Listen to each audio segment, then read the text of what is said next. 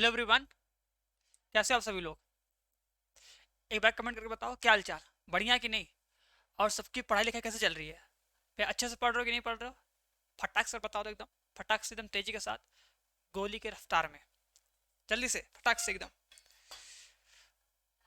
तो एक बार सभी को बुला लो, सबको जोड़ लो। देखो आज का क्लास मोस्ट इंपॉर्टेंट होने वाला है, ठीक है? क्योंकि आज हम लोग मोस्ट इंपॉर्टेंट टॉपिक को देखेंगे, ठीक है? और समझेंगे कि यार हमें कितना टाइम देना है कि उस चैप्टर को पढ़ना है, ठीक है? कि हमारा बोर्ड एग्जाम में जो टारगेट है वो अचीव हो जाए ना।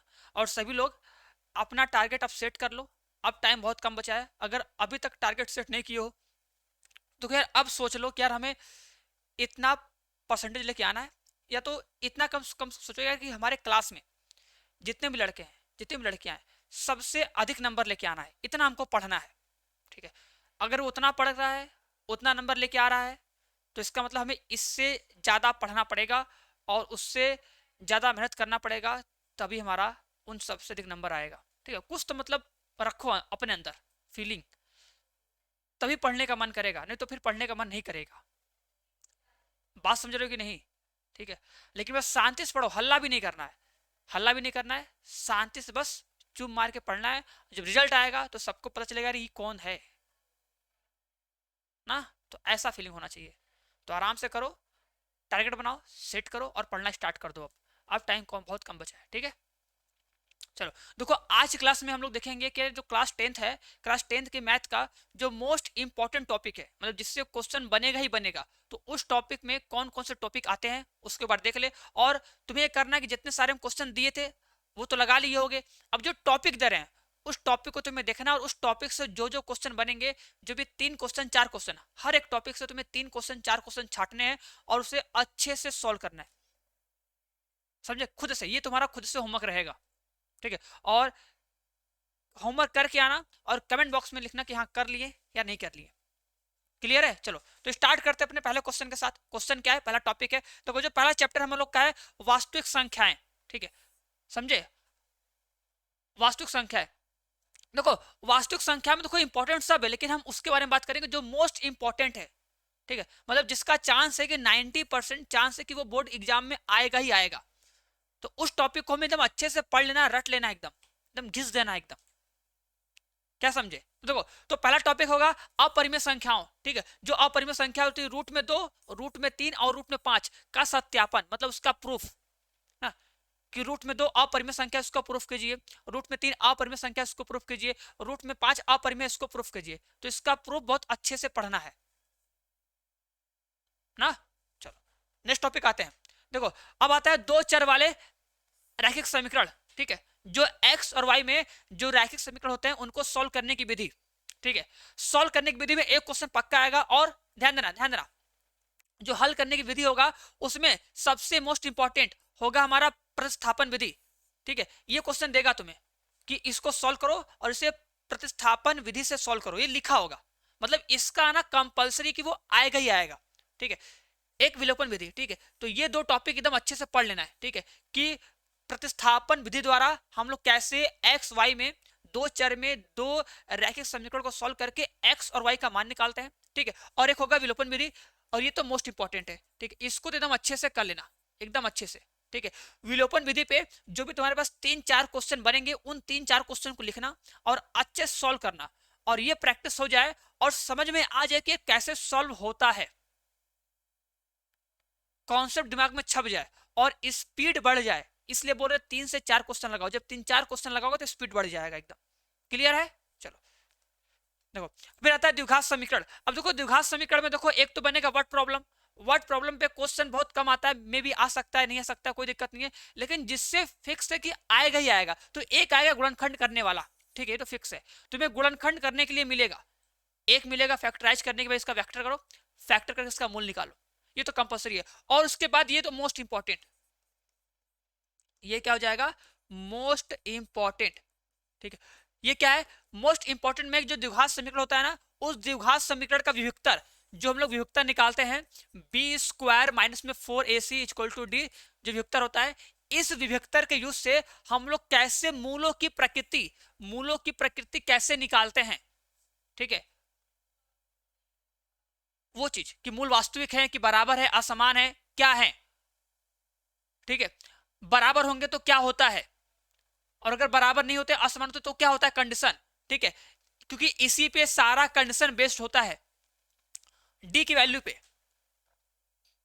इस टॉपिक को एकदम रट लेना है, एकदम रट्टा मार, क्या समझे, एकदम रट्टा मार की तरह ये टॉपिक तो समझ लेना, पहले तुम समझ लेना, समझ के एकदम दिमाग में छाप लेना। ठीक है, और अगर तुम्हें इसको बहुत अच्छे से समझना है, देखो इसका हम वन शॉट लिए हैं, वन शॉट तुम्हें इसी चैनल पे जाओगे मिल जाएगा, नीचे स्क्रॉल करोगे या जाओगे प्लेलिस्ट में, मैथ सेक्शन तुमको मिलेगा वन शॉट चैप्टर 1 से 7 तक। तो 1 से 7 तक में तुम चैप्टर 2 का देखोगे, चैप्टर 2 में बहुत अच्छे से एक्सप्लेन करके समझाएं, बहुत कम टाइम में दिमाग में घुस जाएगा, फिर कहीं भूलोगे नहीं। तो इसको तो एकदम अच्छे समझ लेना कि द्विघात समीकरण में जो होता है विभक्तर, उस विभक्तर का हम लोग मूलों की प्रकृति जांचने में कैसे उसका यूज करते हैं।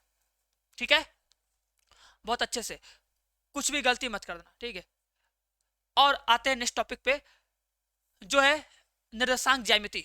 ठीक है, देखो निर्देशांक ज्यामिति से, ठीक है, सिंपल सा एक क्वेश्चन बनेगा, या तो देखो तुम्हारा क्वेश्चन बनेगा दूरी सूत्र से। ठीक है, ठीक है, इससे ऑब्जेक्टिव बनता है और सब्जेक्टिव बनता है। ठीक है, दो बिंदु दे देगा, दूरी पूछेगा। ठीक है, या दो बिंदु से समान दूरी कह के, ठीक है, बोलेगा बताओ इसका संबंध क्या होगा, एक्स और वाई में संबंध बताओ, ऐसा क्वेश्चन, मतलब दूरी सूत्र का यूज होगा। तो तुम्हें दूरी सूत्र वाले फॉर्मूले पे 3 से 4 क्वेश्चन को बहुत अच्छे से सॉल्व करने हैं सभी लोगों को। उसके बाद जो होता है विभाजन सूत्र, ठीक है, अनुपात वाला अंत विभाजन।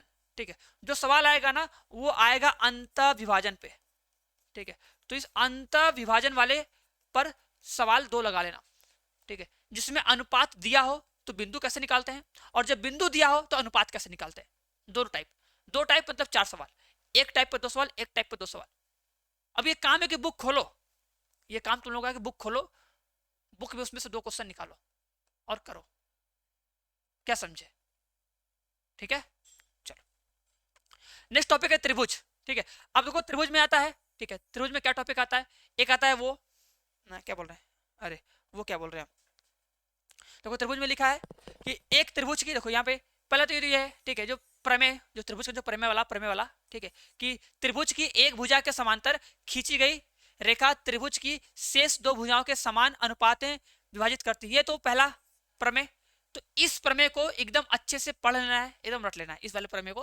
ठीक है, कि त्रिभुज की एक भुजा के समांतर खींची गई रेखा त्रिभुज के शेष 2 भुजाओं को समान अनुपात में विभाजित करती है, यह प्रमेय नंबर पहला है। ठीक है, तो इस प्रमेय को अच्छे से डिराइव कर लेना है और समझ के एकदम कर लेना है। ठीक है, चलो उसके बाद, ठीक है, ये दूसरा प्रमेय, ठीक है, कि समरूप त्रिभुजों के क्षेत्रफल का अनुपात संगत भुजाओं के वर्गों के समानुपाती होता है। और देखो इसका प्रूफ भी बहुत सरल तरीके से, बहुत सिंपल तरीके से उस चैप्टर 1 से लेकर 7 तक वाले में वन शॉट में करवाया, बहुत कम टाइम में तुम्हें आराम से 1 से लेकर 7 तक का कॉन्सेप्ट पूरा रिवाइज हो जाएगा, दिमाग में छप जाएगा। ठीक है, तो वीडियो के नीचे जाओगे, नीचे जाओगे, नीचे जाओगे, नीचे जाओगे, तुम्हें मिलेगा 10th मैथ चैप्टर 1 से चैप्टर 7 तक वन शॉट देखोगे, कम टाइम में तुम्हें पूरा मिलेगा, पूरा डिटेल मिलेगा, जो जो इंपॉर्टेंट चीजें वो तुम्हें मिल जाएगा, और जो हम बता रहे हैं ये सब तुम्हें वहां मिल जाएगा। ठीक है, और बोर्ड एग्जाम में जितना तुम्हारा परसेंटेज टारगेट है उतना परसेंटेज के आसपास तुम पहुंच जाओगे, बस अगर तुम एक्स्ट्रा मेहनत कर लोगे हल्का सा तो उससे आगे भी निकल जाओगे। तो इतना करना, जितना हम बता रहे अगर इतना कर लोगे तो बहुत है, बेस्ट है, एकदम है। चलो उसका देखो थर्ड, इसको भी कर लेना एक बार। देखो ये तो बहुत कम पूछता है, बट मे भी कर लेना, मे भी या करके इसे कर लेना, इसका बहुत कम चांस है कि पूछे। ठीक है, बहुत कम चांस से पूछे, लेकिन ये पाइथागोरस थ्योरम में तो पूछ सकता है, कोई दिक्कत नहीं है, लेकिन हम लोग कर लेंगे, टाइम में कर लेना आराम से। ठीक है, चलो फिर तो कहा था त्रिकोणमिति परिचय। देखो त्रिकोणमिति परिचय में 2 चैप्टर आएंगे। ठीक है, एक होता है त्रिकोणमिति, एक होता है त्रिकोणमिति का अनुप्रयोग वाला ना। तो त्रिकोणमिति में तुम्हें क्या करना है ना, सिंपल से तो याद रखना है, जो समकोण त्रिभुज है ना, समकोण त्रिभुज के न्यून कोणों के त्रिकोणमिति अनुपात, जो sine cos tan sec cosec sec है, इन सब के बारे में एक बार अच्छे से रफली आइडिया ले लेना ऊपर ऊपर। ठीक है, लिख दिए कि भूलना मत। ठीक है, उसके बाद पूरक कोण, पूरक कोण जानते हो, जो साइन होता है, साइन 90 माइनस थीटा, ठीक है, बराबर कॉस थीटा। ठीक है, जो ये सब फॉर्मूला है, ये सब फॉर्मूला और इन सब फॉर्मूले पे बेस्ड क्वेश्चन बहुत अच्छे से लगा लेना। बहुत अच्छे से ना। ये दो चीज करना, ठीक है। पहले दोनों को समझ लेना, ये दो टॉपिक अच्छे से तुम समझ लेना, ठीक है, कि साइन कॉस टेन, ठीक है, कॉसेक सेक कॉट क्या होता है, अच्छे से समझ लेना। उनकी वैल्यू को लर्न कर लेना 30 45 60 डिग्री पर, क्योंकि वैल्यू आनी चाहिए। उससे एक क्वेश्चन दो क्वेश्चन 100% श्योर है बनेगा ही बनेगा ना। एंड उसके बाद जो इसके जो पूरक कोण होंगे, जो sine 90 minus theta equal to cos theta, जो ये 6 फॉर्मूला होता है ऐसे वाला, उन सभी फॉर्मूले को अच्छे से पढ़ना है और हर एक फॉर्मूले पे बस एक दो क्वेश्चन लगा लेना है।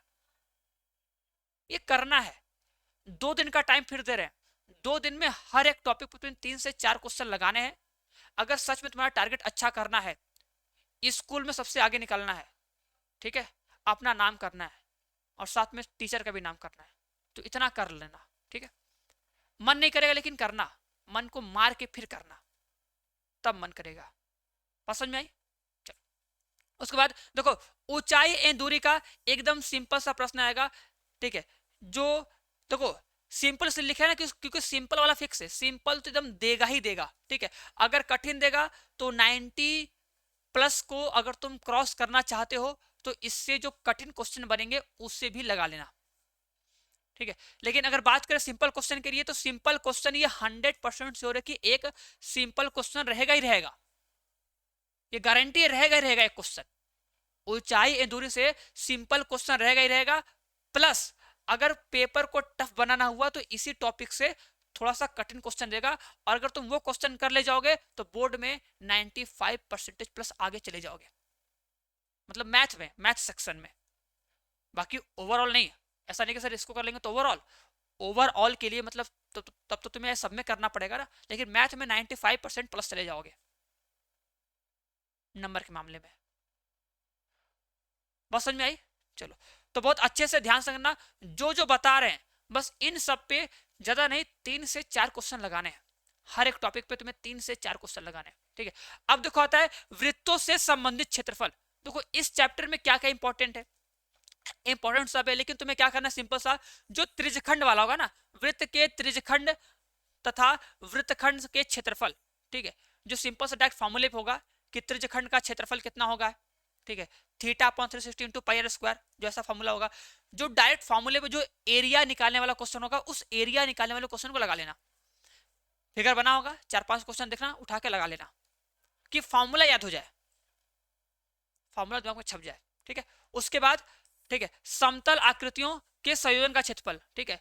एक होता है जिसमें हम लोग एक ही आकृति में एक आकृति दो आकृति दी होती है, उसमें कटा पिटा होता है, पूछता है बताओ इस पार्ट का एरिया कितना होगा ना, याद आ रहा है?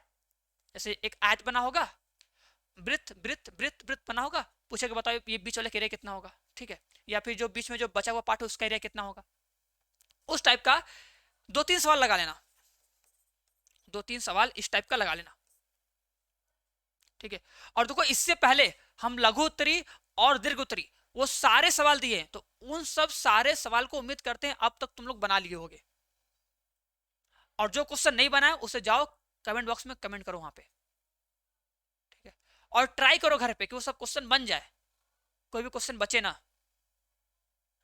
और ये तुम्हें खुद से होमवर्क दे रहे हैं कि खुद से टॉपिक पढ़ो और उस टॉपिक के कौन कौन से मोस्ट इंपॉर्टेंट तुम्हें क्वेश्चन लग रहे हैं, बुक खोलो उसमें से क्वेश्चन को उठाओ, वो 3-4 क्वेश्चन लगा लो। देखो हर एक चीज कम टाइम में थोड़े थोड़े टाइम में करते जाओ, ठीक है, तुम्हें पता भी नहीं चलेगा, पूरा कंप्लीट हो जाएगा, ठीक है। फिर एक दिन पूरा बैठ के रिवाइज करोगे, पूरा सफा चट, कुछ भी नहीं बचेगा फिर ना। तो बात को समझना, हम थोड़ा थोड़ा करके पूरा तुमको दे देंगे और तुम पूरा कर ले जाओगे, ठीक है। और यही सबसे बेस्ट तरीका है, हल्का हल्का करते रहो, पूरा हो जाएगा। चलो अब देखो आता है पृष्ठीय क्षेत्रफल और आयतन पे सवाल, ठीक है, पृष्ठीय क्षेत्रफल और आयतन पे सवाल ना। तो ये देखो सिंपल सा है, ठीक है, जो 3D वाला आता है 3D, ठीक है, जिसमें हम लोग घन पढ़ते, घन घनाप, ठीक है, शंकु बेलन पढ़ते हैं, वो सब वाला है। इसमें तुम्हें क्या करना है कि किन्हीं दो आकृतियों वाला, ठीक है, जो जिसमें हम लोग दो आकृतियों को जोड़ते हैं, जैसे बेलन के ऊपर शंकु, ठीक है, ऐसे बेलन है, ठीक है, बेलन के ऊपर शंकु है इसका वाला, ठीक है, या ऐसे अर्धगोला है इसके ऊपर शंकु है ऐसे, ठीक है, मतलब एक ही आकृति में जब दो आकृति होती है तो उनका संपूर्ण पृष्ठीय क्षेत्रफल कितना होता है और उनका आयतन कितना होता है, इस टाइप का जो सवाल होगा ना उसमें लगा लेना कम से कम दो तीन लगा लोगे काम हो जाएगा। ठीक है, जिसमें दो फिगर के बारे में एक साथ बात किया हो, एक के ऊपर एक फिगर रखा हो या एक फिगर में से एक फिगर काटा हो, इस टाइप का दो तीन सवाल लगा लोगे, या तीन चार मान सकते हो, तीन चार हमेशा लो, दो तीन क्या ले लो, तीन चार कम से कम लो, कम से कम तीन चार सवाल लो और आराम से लगा लेना।